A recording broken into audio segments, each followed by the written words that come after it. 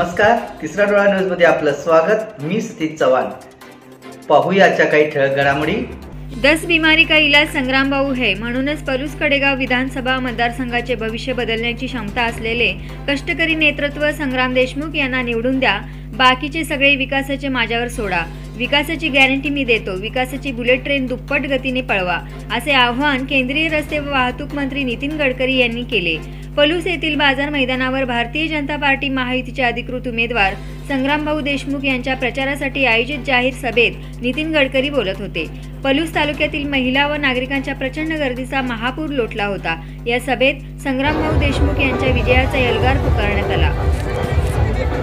येणाऱ्या 20 तारखेला या मतदारसंघातील तमाम मतदार बंधू भगिनी मला या ठिकाणी आशीर्वाद रूपी मतदान केल्याशिवाय राहणार नाहीत।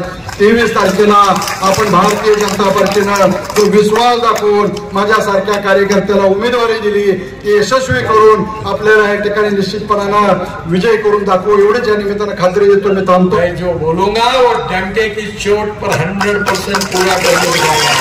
माझी आपल्या सगळ्यांना विनंती आहे की ही निवडणूक खऱ्या अर्थाने संग्रामजींच्या भविष्याची किंवा भवितव्य ठरवणारी निवडणूक नाही आहे।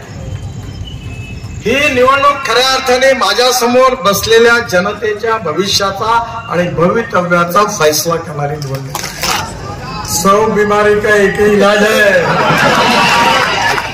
संग्रामजीला निवडून द्या, बाकी सगळं माझ्यावर सोडून द्या। माझी गॅरंटी आहे भारत सरकारची आणि देवेंद्रजीची महाराष्ट्रातून गॅरंटी आहे। सांगली जिल्ह्याच्या विकासाची बुलेट ट्रेन दुप्पट गतीने धावल्याशिवाय होणार नाही। म्हणून तुम्ही सगळेजण संग्राम देशमुख यांना, त्यांचा दांडगा जनसंपर्क आहे, त्यांना प्रचंड मताने विजयी करा आणि आपली सेवा करण्याची संधी द्या अशी विनंती करतो। यूट्यूबवर सर्च करा तिसरा डोळा। तिसरा डोळा चॅनलला सबस्क्राइब करा।